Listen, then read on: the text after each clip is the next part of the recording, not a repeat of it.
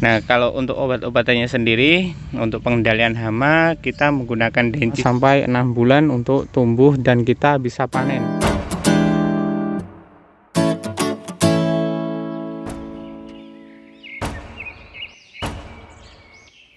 Assalamualaikum warahmatullahi wabarakatuh. Halo sobat petani dimanapun Anda berada. Nah, kali ini kita akan melakukan perawatan guna menanggulangi hama yang menyerang tanaman alpukat, yang menyerang bagian dari bunga dan buah. Tapi sebelum kita lanjut, jangan lupa klik subscribe dan tombol loncengnya dihidupkan agar kami semangat untuk membangun channel ini dan memberi informasi kepada kalian. Untuk pembudidayaan alpukat, petani alpukat memerlukan penanganan yang secara berkala dan juga perawatan secara berkala juga. Saat alpukat sudah berusia kisaran 2 tahun ataupun lebih, saat alpukat berbunga ataupun berbuah, kita memerlukan kontrol secara berkala dan juga memerlukan penyemprotan guna menanggulangi hama dari tanaman alpukat wina, muria, peluang, kendil ataupun alpukat-alpukat jenis lainnya. Obat-obatan yang sering digunakan dalam penanganan hama yang sering digunakan oleh Bapak Haji Badaludin di antaranya adalah dencis, kulakron, ataupun alika yang dicampur dengan perekat guna membuat agar obat tersebut menempel di daun atau tangkai bunga ataupun kulit dari buah alpukat tersebut. Nah, berikut ini adalah pembahasannya. Oke, nah sahabat botanikal, di sini di depan saya ini adalah obat-obatan yang sering kita gunakan untuk penyemprotan alpukat. Nah, kalau yang ini super sticker, ini fungsinya untuk merekatkan obat ya. Jadi memang itu untuk hanya kita menyemprot, lalu fungsinya ini untuk biar obat itu tidak pergi-pergi alias menempel terus di tanaman. Nah, jadi ini perekat fungsinya kayak gitu. Nah, kalau ada yang belum tahu, nah kalau untuk obat-obatannya sendiri untuk pengendalian hama kita menggunakan dencis juga. Kalian bisa memilih antara dencis untuk buah ya, dencis atau kulakron yang rada aman. Kalau alika itu kalau takutnya itu kalau takarannya terlalu banyak, nah, nanti bisa merontokkan dari si buah tersebut. Nah, kita menggunakan kulakron atau dencis. Nah, untuk takarannya sendiri, untuk dencis itu untuk satu ember yang besar yang seperti ini maaf, ini coklat ya, ini kita sudah campurkan yang namanya super mash atau pupuk daun. Nah, jadi rada kayak gini. Nah, kalau kita campurkan di ember yang besar kayak gini, ini cukup setengah tutup saja ya, setengah tutup saja. Kalau misalnya kalian menggunakan tangki yang besar yang 14 liter kalau nggak salah, itu menggunakan satu tutup ini ya. Nah, ini sama dengan yang ini juga satu tutup.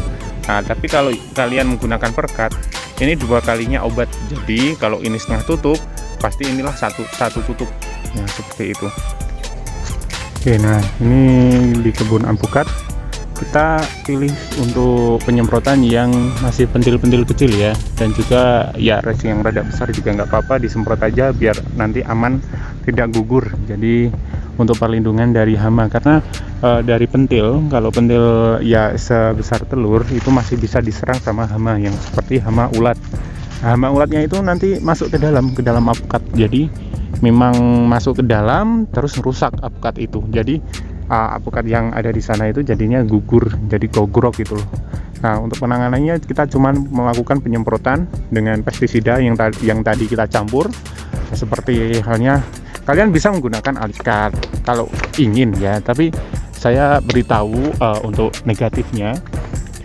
Negatif dari alika itu kalau takarannya terlalu banyak itu bisa merontokkan si daun, buah atau bunganya.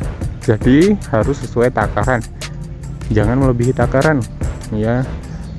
Mungkin kalau lihat ulat ya rada gemes ya, jadi kalian campurkan yang banyak gitu, jangan, karena memang itu ada takarannya, jangan terlalu berlebihan ya.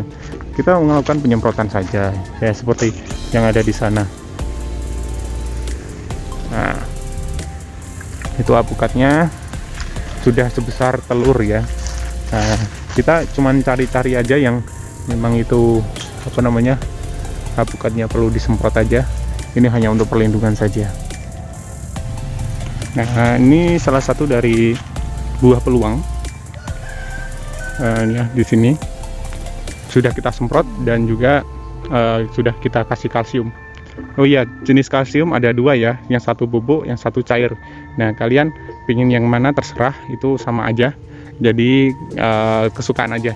Nah, untuk perlindungan kenapa kita melakukan penyemprotan? Ini kutu putih yang ada di sini. Bentar, fokus tidak. Ini bekas kutu putih yang ada di sini. Mungkin tidak terlihat ya di kamera ya, karena tadi kita melakukan penyemprotan. Nah, mungkin di sini. Nah, ini bisa membuat ini putih-putih nih. Nah, ini bisa membuat buah dari si apukat peluang ini bisa rontok. Jadi kita melakukan penyemprotan, pastilah penyemprotan tersebut untuk melindungi si apukat ya. Jadi seperti itu. Ini masa inkubasi ya, kayak ibaratnya kalau memang untuk apukat itu memerlukan waktu kisaran 5-6 bulan untuk tumbuh dan kita bisa panen. Nah, asiknya itu apukat itu gimana? Nah, misalnya kalau kita panen itu tidak terus menunggu apukat ini matang di pohon, melainkan kalau misalnya batangnya ini menguning dan juga daun si yang dekat dekat sini itu menguning, nah itu siap untuk dipanen. Nah, seperti itu. Nah, terlihat ada ulat contong ya. Ulat-ulat yang kayak gini nih, yang MDPL-nya kisaran MDPL yang rendah ya. Bentar, kok nggak fokus? Oke, fokus. Nah, seperti ini. Ini ulat contong itu banyak di MDPL yang rendah. Nah, seperti MDPL 200, 450, 60, 600 ya, seperti itu. Ini banyak sekali terdapat yang namanya ulat contong yang kayak gini. Nah, tapi kalau misalnya MDPL yang tinggi itu ya jarang sih terserang. Kalau terserang ulat contong itu jarang. Nah, seperti itu. Oh ya bos, untuk sahabat botanikal yang tanya tentang merica, gimana cara penyambungannya, sebentar ya, kita lagi mempersiapkan untuk suruhannya. Suruhan itu beda sama sirih ya. Itu hanya sejenis rumputan dan berbatang, bukan menjalar. Jadi punya batang gitu loh. Jadi tidak menjalar ke pohon. Kita lagi mempersiapkan untuk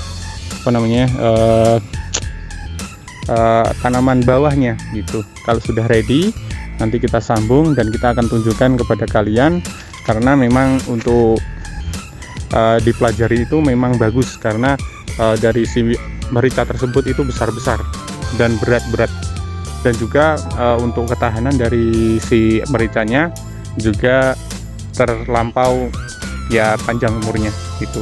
Karena memang ada yang sudah mencapai 15 tahun tidak mati. Bahkan kalau untuk pengecoran sendiri itu kita kurang untuk pengecoran nih. Kayak gini. Ini adalah suruhan yang umurnya kisaran 5 tahun. Nah, belum yang 15 tahun. Yang 15 tahun itu selengan orang dewasa. Nah, seperti ini. Penyambungannya seperti ini. Dia berbatang tapi kita sambung sama yang menjalar. Nah, bedanya di sini. Nanti kita akan tunjukkan, tapi kita mau persiapan dulu, karena kalau nggak persiapan ya nanti masa setengah-setengah kan kurang bagus juga. Nah, padahal ini lebat sekali nih. Kalau dilihat banyak banget. Nah, lihat. Nah, seperti ini, tapi belum ready untuk kita panen atau harvest ya. Nah, ini salah satu apukat kami ya, yang berbunga dan juga berbuah, karena sudah ada buah yang sudah matang ya. Tadi kemarin jatuh ya, jadi memang, tapi hanya beberapa. Kalau yang ini itu masih kecil, dan di sini juga masih kecil. Maaf, ini black light karena memang ini siang hari dan kita melawan cahaya, jadi black light. Ya seperti ini.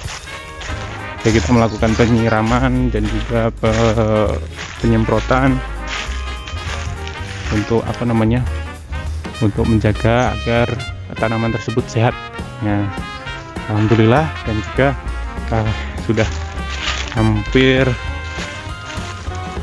seperti ini. Tapi memang kalau di sini itu banyak semutnya ya, tuh banyak semutnya tuh. Nah ini bekas dari kutu putih di sini. Tadi saya semprot dan kalau si semutnya sih bukan hama lagi ya, memang dia jaga jaga biar ada semutnya nggak apa-apa. Yang penting tidak mengganggu dari pertumbuhan si apukat dan juga perkembangan dari buah si apukat tersebut. Jadi kita biarin aja nggak apa-apa. Saya terangkan lagi untuk tanaman yang ada di sini. Ini adalah kebun apukat asli, kebun apukat, dan kita menggunakan sistem tumbang sari. Nah, kita selalu mengatakan sistem tumbang sari. Kenapa? Karena kita merasakan dampaknya dari sistem tumbang sari itu. Melainkan kalau misalnya pohonnya ini masih kecil, kita tanami aja di antara apukat tersebut tanaman misalnya cabai atau apa, terserah kalian. Dan kemudian kalau misalnya sudah 1 tahun atau 2 tahun, nah itu kan rada tinggi. Nah kita ganti tanaman tersebut menjadi tanaman yang berbatang rada tinggi juga dan tidak mengganggu dari pertumbuhan si apukat.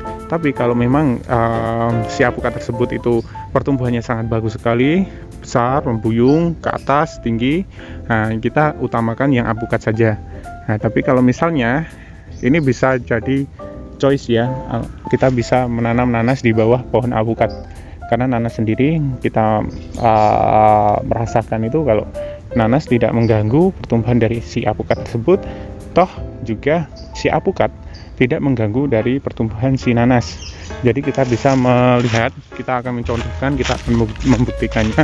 Maaf ini saya kasih tudung kayak gini karena memang ini nanasnya besar ya, besar, dan ini di bawah pohon apukat. Maaf. Nah, seperti ini. Kita tudung kayak gini karena memang ada ayam di sini, banyak ayam.